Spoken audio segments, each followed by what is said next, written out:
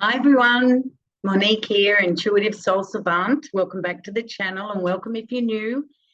If you're new, pop over to the playlists. There's a heap of videos that are relative for a challenging Pluto transit, or if you'd like to know more about the energies that Pluto carries and how it affects our astrology chart and our lives. Pluto rules death, transformation, and rebirth, among other things. So pop over there and have a look.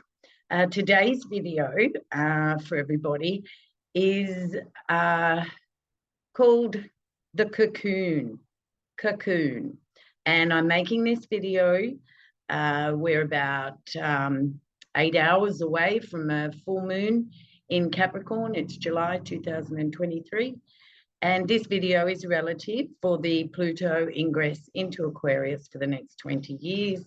Those that will be having a very challenging aspect, and that means that it would be a conjunction. You'd be an Aquarian, and it would be a conjunction to your natal sun, but it doesn't matter because the squares and the oppositions are and can be just as challenging, depending on your chart and your soul growth, and you know what you can take from this challenging aspect to your natal chart. So today we'll get onto it with the cocoon, and I mentioned the full moon in Capricorn because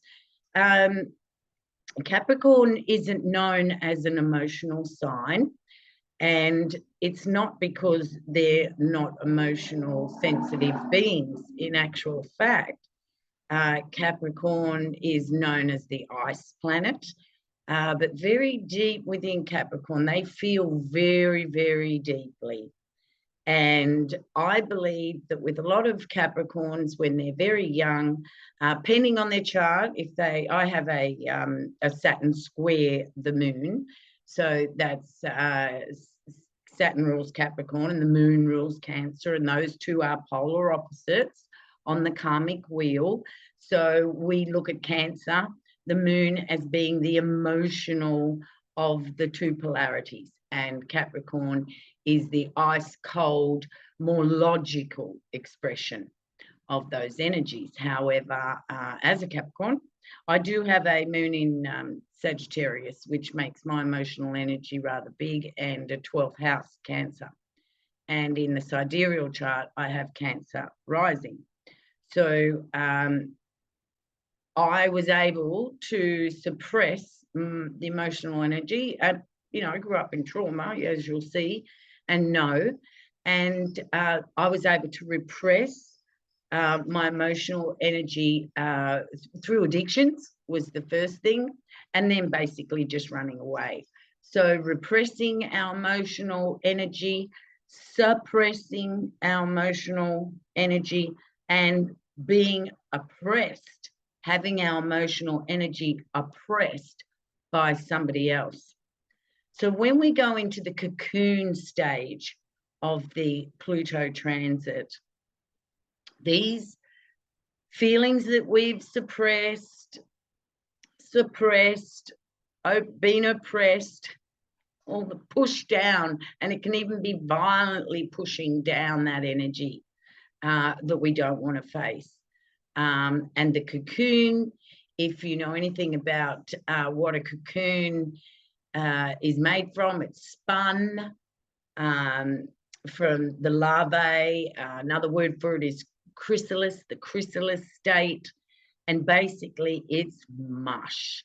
It hasn't formed yet into the beautiful butterfly, and it's just gel. It is mush. And when you go through your cocoon stage with your Pluto transit, it can last for years, and you will feel like mush. It's a very hard part of the aspect.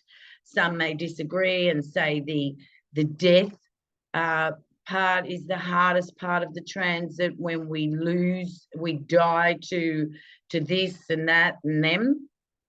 We die to it. It's taken away from us. We lose parts of our identity that we were very attached to, that we thought was us until Pluto shows us that that isn't our true self. Remember, the whole idea of the Pluto transit is to find our true self, which is our all-powerful self, which was always there. However, through past lives, through ancestral DNA, through our caregivers in this life, many patterns need to be brought to the surface for us to see, to own, to take responsibility for, right? So the death process, and then after the death process, we go into the transformational process. And I believe the transformational process includes this cocoon stage. Now, in the cocoon stage, it's like living with a weighted blanket wrapped around you all day, every day for 24 hours.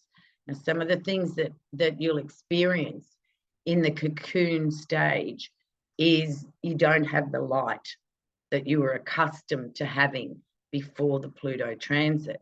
Remember that the whole archetype of the Pluto transit is we are taken down into Hades, into the underworld, into the shadow, into the darkness. So when we're in this cocoon stage, there's a lack of light. And the whole process is about us finding the light within. And that can take years. So one of the first thing is no light. We may feel we have no support, and we may have no support. Definitely. That's one of the ways that we're able to do the work. It's as if everybody gets a memo and they all step away from you and you're invisible. And that's so that we aren't distracted in this process of the mushy gel cocoon, which is a processing stage. We sit with what's happening. So no light. We feel that there's no support for our journey. We have no will. No, not the will that we knew that we had before the Pluto transit. You know, a lot of us can be very willful, and then we go into this Pluto darkness and we just don't have the will. We don't have the will power. We don't have the energy to try to escape anymore, to try to make something happen so we can distract ourselves, so that we don't have to feel this terrible darkness that we feel. No energy. No energy. We couldn't get up and you know, with whatever issue Pluto is working on, we have no energy to try to fix it, to try to change it, to try to get away from these feelings, because that's what we're trying to do, is to not feel these feelings. And we don't even have the energy for that. And that's why isolation, self-isolation happens, and it can happen for years. This cocoon stage can go on for years. We also find that we have no opportunities. So nobody's knocking at the door, the phone's not ringing, you know, new opportunities aren't being given to us to be able to escape from the cocoon. And, you know, this is where we feel a little victimized, because we're lacking energy that we knew existed before our Pluto transit. We also have no desires. There's none of that creative spark, that desire to make something happen that's new, that we can escape through. The desire part of ourselves, it ebbs, and it needs to ebb, so that we can be still enough to process all of that suppressed, oppressed, repressed energy that we have in our bodies, that needs to be acknowledged, felt, and allowed to flow through us. We also have no confidence. with everything that happens through the death stage, and then we come into the cocoon stage and we have no confidence. We can even feel like it's going to stay like this forever. We can't imagine how we could get from this cocoon stage to a bright, happy life again. It's as if our logical mind just can't put that together. So even our faith can wither. We may have been very faithful, hopeful, positive people. The Pluto transit comes, we're in the cocoon. Where is the God that we relied on, or any other higher power that you had before the Pluto transit? This is a real test of the metal as far as your faith, your spiritual beliefs and hope go. We need light. We need light, and we already have the light. The light is within us, and that is the whole Pluto process, is the death, the transformation, and then into the rebirth. Because with a cocoon, and I have mentioned this before in one of my other videos, the butterfly, the insect, whatever's in that cocoon has to break itself out. If you saw a butterfly's cocoon on a tree and you went and helped to open it, that butterfly would die. We have to break out of our cocoon ourselves from a very dark place. And this is why it's very painful. And it requires the best of us, the best of our soul, to be able to break out of the cocoon. And it will happen.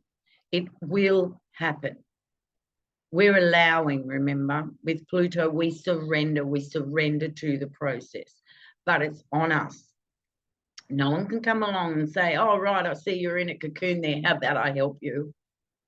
It'll be the wrong type of help. If we really are needing help, well, of course, our higher angel will send somebody along. But usually it's on us, because we are all powerful. We are able to walk this journey. Otherwise, it wouldn't be put in front of us. Okay, so there is a few things you'll experience. No light, no support, no willpower, no energy, no new opportunities, no desires, no confidence. We need light. We need to find it within. Now, I'm sure this is extreme, but that is the Pluto transit that I had. I had a very extreme Pluto transit. And of course, that's why I have a channel about it, no doubt. So that, you know, maybe I can help a few of you guys out there when you are having the hardest of hardest times with this Pluto transit. Because you can't explain this to other people that have no idea, that have not experienced a journeying down into Hades, into your shadow. It's very hard to explain to friends and family. So I'm here to help you out. I'm still rebirthing. I'm not there yet, but